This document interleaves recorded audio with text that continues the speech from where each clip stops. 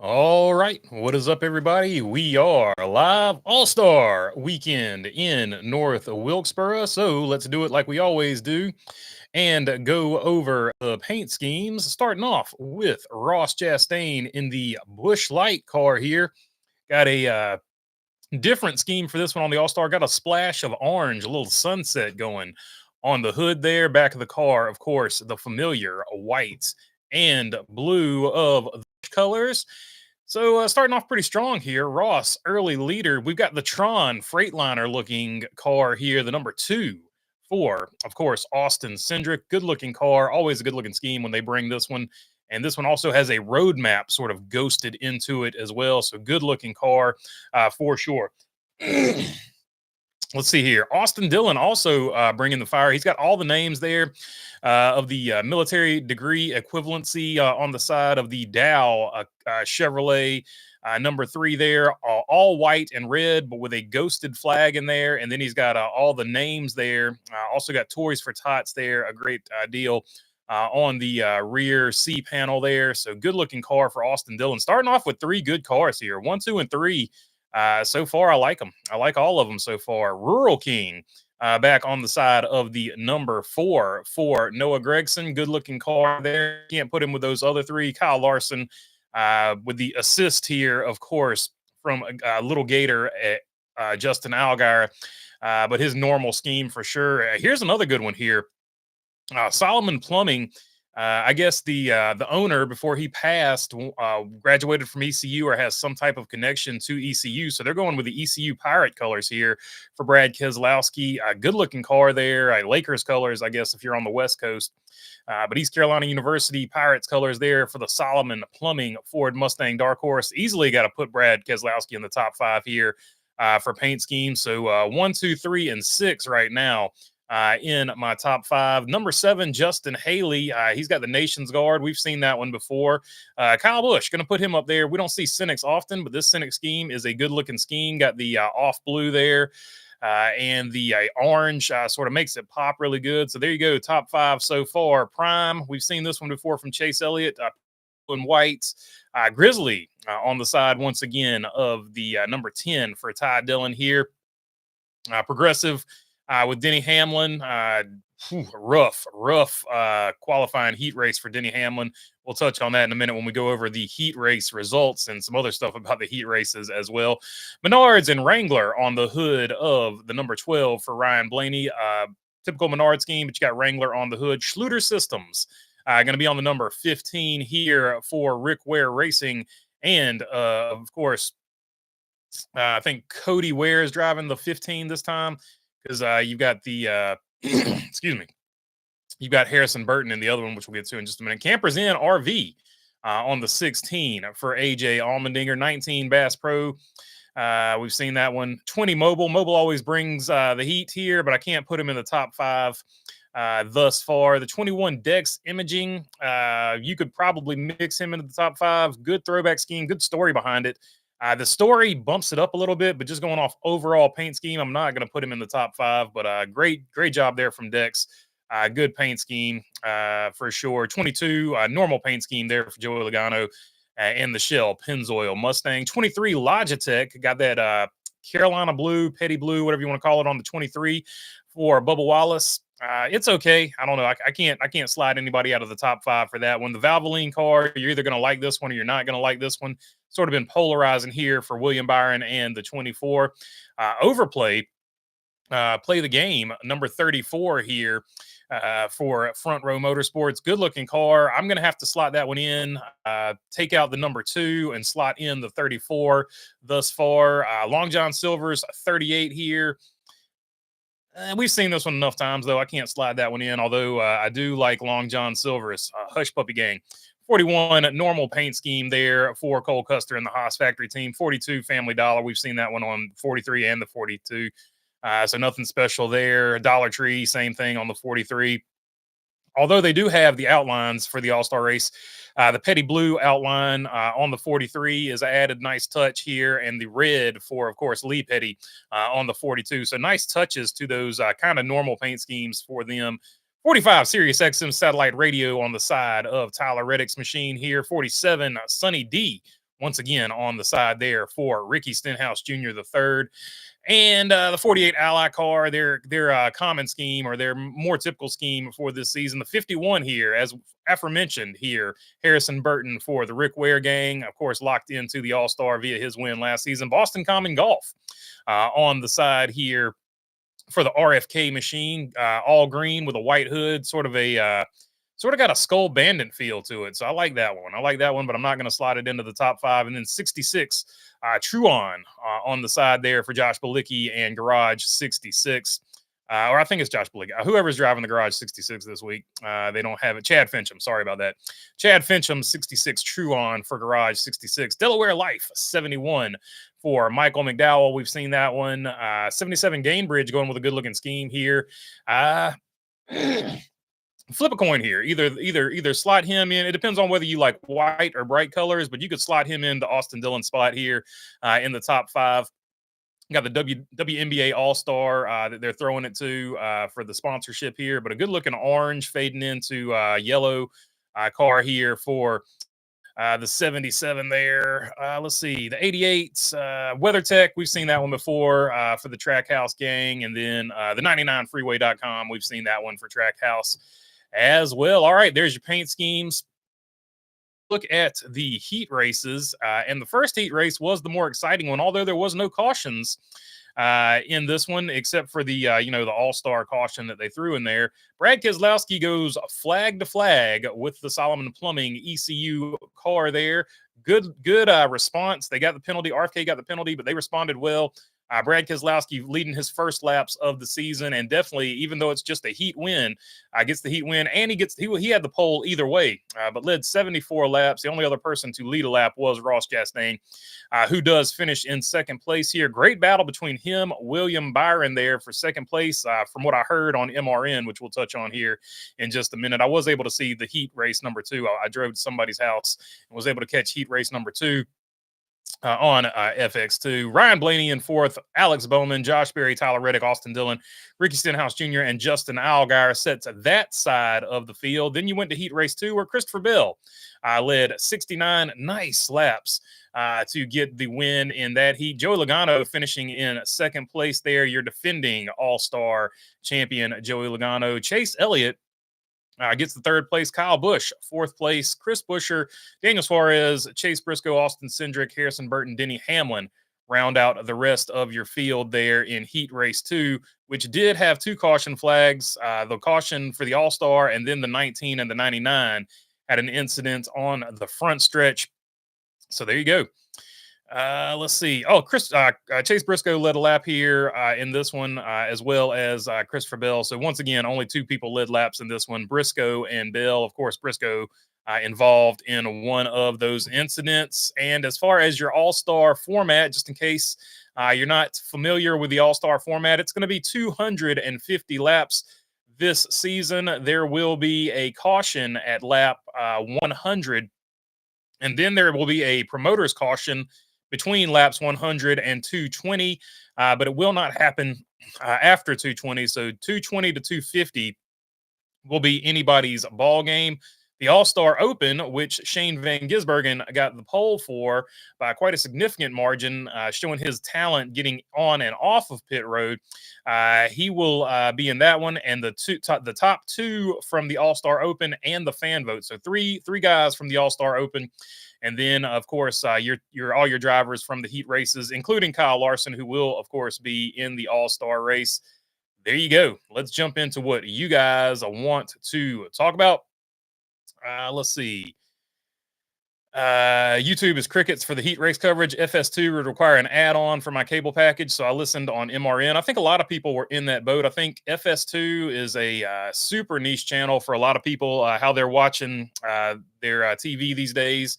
So I think a lot of people missed both of them. I thought I had FS2, but I ended up not having FS2, so I ended up having to drive. I did catch the second heat race, which was, according to what I heard on the radio from the first heat race, much more boring than the first heat race.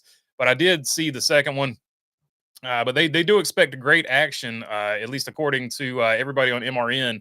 Everybody seems hyped up that Wilkesboro is going to put on a good show here. So we will see with the tire options and all kinds of other stuff going on. You got the caution in the middle for making adjustments, and then you've got the promoter's caution or whatever. So we'll see what all happens and how it pans out.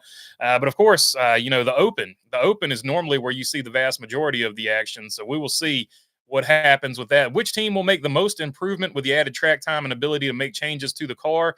I fully expect Denny Hamlin to make some significant improvements, even if he just has to put another teammate's setup underneath the car. I expect him to run a lot better than where he ran in his heat race. Kyle Busch is really good at making adjustments. Typically, if you're going off of that, so I'd expect all of your veteran drivers to make adjustments. Joey Logano has got to be another one. He's sort of a veteran.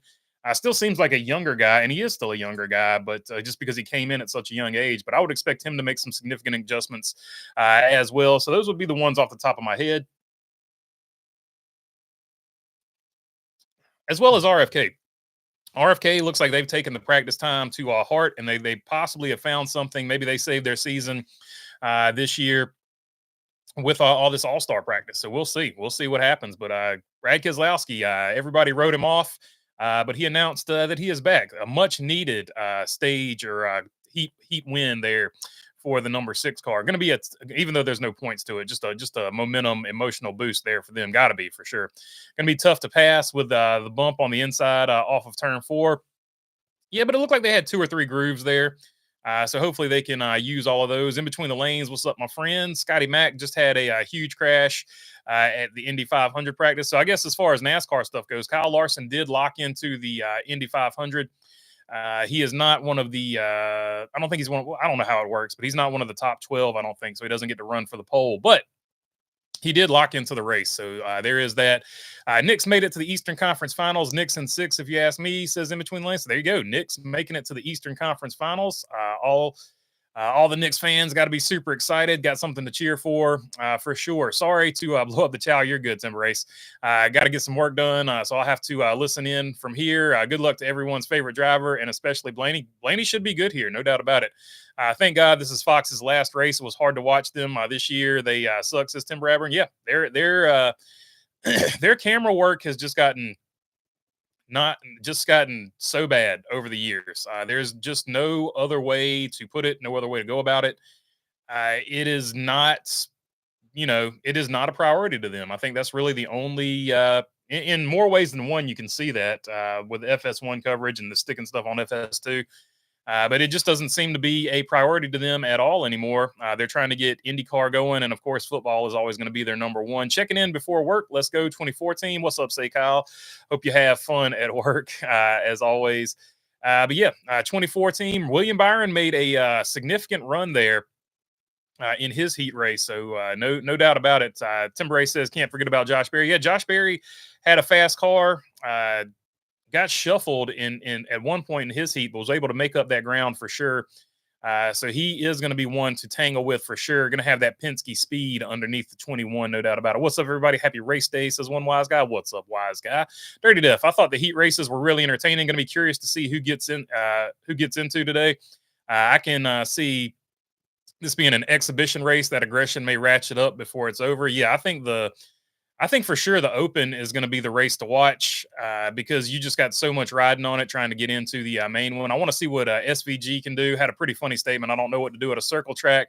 When I qualify on the pole, I'm going to have to look at the rules. That was one of the all-timer quotes, no doubt about it. Chandler Smith won the truck race, says in between the lanes. Yeah, Chandler Smith sneaks a win in the truck race. A little bit of controversy in the truck race. BB thoughts on Heim and Riggs. I thought it was just a racing incident. I thought both guys acquitted themselves well after the fact. I'm not going to blow it up and make drama out of it because that's what regular NASCAR media is going to do anyway.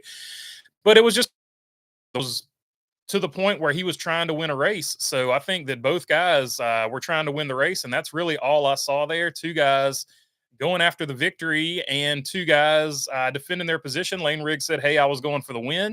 And Corey Heim saying, hey, I don't appreciate being driven like that. I think both guys have valid points, and I think both guys handled it like professionals.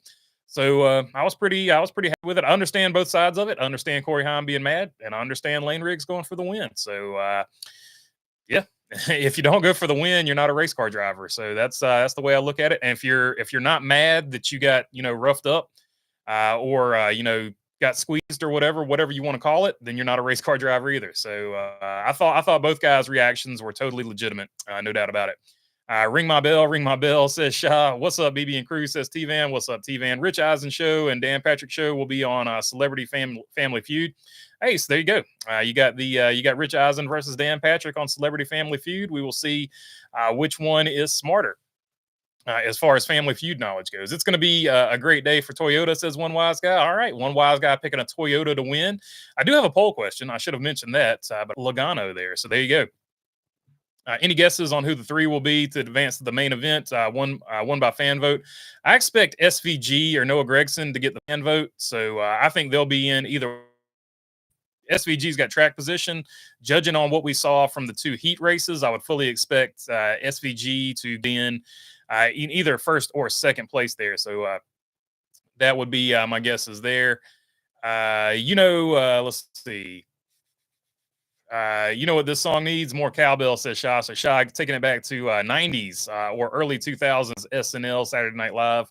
I got a fever, and the only thing that can cure it is more cowbell. There you go, Shaw. I did it for you. One wise guy. We all know the fan vote will be Elliott. Chase Elliott's already in the race there, so he's good to go. He's in the All-Star, so you're good to go there. Mike G, what's up, my friend? Good to see you on here. Who's your dark horse for today, says one wise guy. Josh Berry, probably, because not a lot of people are really talking about him. Can you consider Ross Chastain a dark horse? I don't think you can, especially after the heat races last night. But those would be my two dark horses. Although I don't think you can consider anybody in the All-Star race necessarily a dark horse because they're all All-Stars. So I don't know. It's hard to say. But yeah, those would be my two picks that nobody's really talking about: Josh Berry and Ross Chastain for sure. Blaney was in the truck booth, says in between lanes. He did a pretty good job there for sure. Yeah, the first heat race was intense. Honestly, the best short track racing we've seen with this car. I agree. The second heat race was pretty boring. Yeah, the second heat race was just sort of cut and dry. Kind of is what it is. As far as that goes, I was hoping for a Kyle Busch win yesterday. Me too, but we'll see. We'll see with a few adjustments and some time to think about it. Will the 8 gang figure out how to get some more speed into that car? I expect Ford to be pretty good second half of the season, says one wise guy. Yeah, it looks like RFK found something here. Hopefully they don't get pinched again for being illegal or anything like that. Knicks Pacers Wednesday night, TNT. Reggie Miller, a part of the broadcast. So there you go. Reggie Miller going to be making the call. And he will totally not be biased toward the Pacers, no doubt about it. They need to get Spike Lee up there to call it with him there. That would be the ultimate two guests to have in the booth there. A couple of different grooves at North Wilkesboro, which is awesome, but it's extremely difficult to pass the leader if they stay in the top lane. Yeah, you're gonna kind of need some lap traffic to pass the leader. That's why I think a big race here with all the cars on the track would actually produce some really good racing. But I think we'll see. What happens tonight. I think it'll be much better when you get all those cars on the track as opposed to the heat races, because you're going to have some lap traffic. You're going to have the leader's going to have to navigate a few things there. So I think it'll be really good. Watching Fox's coverage of the cars race yesterday. Yes, it was bad. I thought they were thinking using this as a cheap Friday night NASCAR alternative in the future. Yeah, I hope they don't. I hope they don't go that route. But yeah, it was. It wasn't as bad as I've seen, but it could have been tightened up quite a bit. But hopefully they do put the Cars Tour on more often for sure. It was cool to see the Cars Tour on regular TV. Almost had a Heim Riggs fight, says in between lanes. I don't think either guy's going to fight with each other. It was just sort of a competitive thing, and they're both first class professionals. So I don't think we'll see any fisticuffs or anything like that. Make the championship a real championship. Make it a multi-race show at Phoenix. 3 Cup races for the championships. Let's see why. At least three. I agree with that. So hopefully something gets figured out on that. Thunder Nuggets game is at 7 today. Any clue on how the manufacturers competition goes? I haven't taken a look at it yet, so I don't know. Probably Toyota and Chevrolet heavy right now, if I'm guessing. But I'll have to take a look. And that Brad and Ford, says David Tharp. So Brad making his pick is going to be Brad in the Fords there. One wise guy dropping the merch link, much appreciated there. One wise guy, and there is the Discord as well if you want to join that. Gary McCall going with Bubba Wallace. Bubba Wallace is good at short tracks though, so that is a good pick for sure. I like what you're thinking there, 100%, especially if you're on the Toyota gang. Truck race was pretty good. Heat 1 was promising. Heat 2, not so much. Yeah, Heat 2. just sort of cut and dry. But I think with more cars on the track, it'll be far more interesting for sure. Ross got out of the car grinning from ear to ear, like he hasn't had a car like capable, car that has capable of winning like that for a while. Says Dirty Death for sure. I think Ross Chastain definitely has to be on your list. William Byron, you got to put him on your list as well. All of the Killer Bees, of course, for sure. Great scheduling by Fox, putting all-star heats on during Indy 500 qualifying. Shaking my head, says Napa Race fan. Yeah, that was. It is what it is. You know what I mean? So unfortunate for sure. Having All-Star Open on Indy 500 qualifying today is also ridiculous. Fox. Wouldn't Fox know that would hurt ratings for both products? Yeah, I don't get it, man. I'm with you. It is what it is, but Fox is gonna Fox. So what more can you say about it? I won't miss Fox. It has been bad this year, Nap. I agree with you. Don't love the Coke 600 not being on national TV, but I'm ready for Prime next week. Says Napa. Yeah, it's going to be interesting to see what Prime's numbers look like. I think that's going to be super interesting. That in itself will be, something to keep track of throughout the rest of the season. Yes, lap traffic can definitely play a part. 30 lap better tires. Byron and Ross couldn't get past Brad K. Needed that lap traffic, says Dirty Death. Yeah, 100%. So I think the lap traffic is going to be something that will factor into the actual All-Star race, where it didn't factor in necessarily on the heat races. Seeing BB's legs in the pits and Discord drivers being interviewed made me a spring flow racing sub, says Brickyard Brickhead. So there you go. So apparently I was, well, yeah. Because when we were fixing the hood, for sure. So yeah, I was on apparently flow racing. Unfortunately, wish Lane could have got that win because he had the car to win. That sucked. But yeah, the team was on flow racing, so that was silver lining, I guess. I don't know. It sucked. We should have won that race, but it is what it is. Boo lap traffic. Tim Bradburn. How about putting? I don't know. Any idea how the manufacturer competition works today? Says Dirty Diff. I'm not 100% sure on that one at all. Let's see. What are you looking forward to with today's race? Says one wise guy. I just want to see a good race. Like I'm hoping that the track races well and that there's multiple grooves and that they can pass and that the leader just can't run away. That's what I'm looking forward to the most. I'm hoping that they get it figured out. North Wilkesboro is a great track like Martinsville and Richmond hybrid. Wish they left the same configuration as previously, like when drivers ran the concrete like Larson did in 2023, says Napa Racing fans. There you go, Napa Racing fan. Looking forward to it as well. What's up, John Bradburn? Peace to you as well, my friend. Sorry, prime game. Game 3 of the Knicks Pacers on Sunday night up against the 600, says Bruce Garvey. Do you think the viewing numbers are embellished?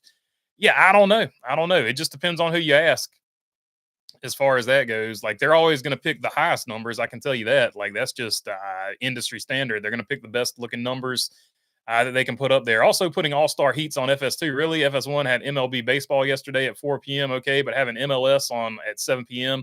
instead of the heat races is absurd to me. Yeah, like the only way to catch it on FS1 was a 1 a.m. Or 1:30 a.m. Replay, at least on the East Coast. So with Indy qualifying being today, will Larson be in the All-Star or will Allgaier fill in? Larson is going to race the All-Star race. So he didn't. This is pole qualifying for Indy, and Larson wasn't in that top 12. So he doesn't have to worry about all that over there. He's already got his time, as far as I know. But either way, I don't know how the Indy side of it's going to work. He is going to race in the All-Star race, though. Blaney gets the W tonight, to my knowledge, unless something goes crazy. This time, his window net will be up and fully secured, says Jesse Daly. So there you go, Jesse Daly picking Ryan Blaney to win this one. Who do you like in the modifieds today? I don't know a single thing about modifieds, 30F. Unfortunately, I can't help you out there. Luke Baldwin, if he's in it, Jonathan Cash, if he's in it, I'll pick those two for sure. Glad to see the Cars Tour get some good exposure on FS1, at least, even if the start of the race was messy. Yeah, it's unfortunate. You get on prime time, and then they have the wreck with Laney Bice and whoever was on the outside there. Unfortunate, but they were going for it there. So it's just one of those things. Not the way you want to start it off, but I feel like the overall race was pretty good. The Cars Tour puts on a good show 9 times out of 10. So hopefully FS1 sticks with it and gets a few more Cars Tour races up there in the big spotlight, because I know all those drivers had to be stoked about being on FS1 for sure. Larson isn't even running Indy 500 practice today, just the Fast 12 and the last row shootout teams today, says Napa Race fan. That's what I was thinking, but I'm not. Indy 500 qualifying is a different animal, and I'm not an Indy guy, so I was thinking he was free, but yeah, for sure. Hey, all should be fun tonight, says Bruce Reed. Bruce in the house, appreciate it. 22 months or something like that. Appreciate you there, Bruce. Larson qualified 21st for Indy, says an Racing fan. Indeed, but he did lock in, so we do know that. Do you still give Larson the same chance of winning the Indy 500 this year than he did last year? Another year of experience, but doesn't seem like he has the same level of car that he did last year. Everybody's wrecking this hybrid setup or whatever is just not. It's really sketchy, that's for sure. I give him the same percentage of winning because I didn't think he was going to win last year, so I'm giving him the exact same percentage as last year. But I was impressed with what he was able to do last year, and I think this year he'll probably be able to do the same thing. I would not trim him out though, because the cars that are trimmed out keep hitting the wall. Yes, Napa Cars Tour reminded me of 80s ASA. It's very similar to ASA Brickyard. Good point there. David Land is at the Speedway. Says which one? Yeah, David Land. This is his Graceland moment or whatever. This is his big show, his Super Bowl, if you will. So he's going wall to wall, and he's doing a great job as always. How about putting the Cars Tour race on the CW? Says Tim Bradburn. I don't know. Maybe Flow Racing can work something out with the CW. That would have to be between them and Dale Jr. and all them. Scott McLaughlin just had a huge crash in turn 2. Whole left side is damaged with both tires popping out, says Napa Race fan. Yep, for sure. Hopefully they can get the car back together because he had a fast one, man. Scott McLaughlin had a rocket ship. That's actually my pick to win the Daytona 500. Or I'm sorry, to win the Indy 500 is Scott McLaughlin. So I don't know about that now because I don't know if the backup car, because I'm sure they'll have to go to a backup car. I don't know if the backup car is going to be as fast, but that car that he just unfortunately wrecked was a rocket ship. So hopefully the backup or whatever they do is just as fast. All right. Looks like we reached the end of it. Final results of the poll question. Brad K, 40% is going to be the highest finisher. Next closest, according to y'all's vote, is going to be 36% for Seabell, 13% for Ross Chastain, and 11% for Joey Logano, your reigning defending all-star champion. I feel like Kurt Busch's 6th place in the Indy 500 is highly underrated. I agree with you, Jesse Daly. Larson finished 18th last year. If he finishes outside of the top 10 again, maybe Kurt needs a little more love, says Jesse Daly. Yeah, and Larson had something happen. I can't remember exactly what happened to Larson, but he was running pretty good too. So he was going to be pretty close to like a top 8, but he wasn't going to get anywhere near that 6th, I don't think. But it is what it is. All right. Catch y'all after the race. Peace.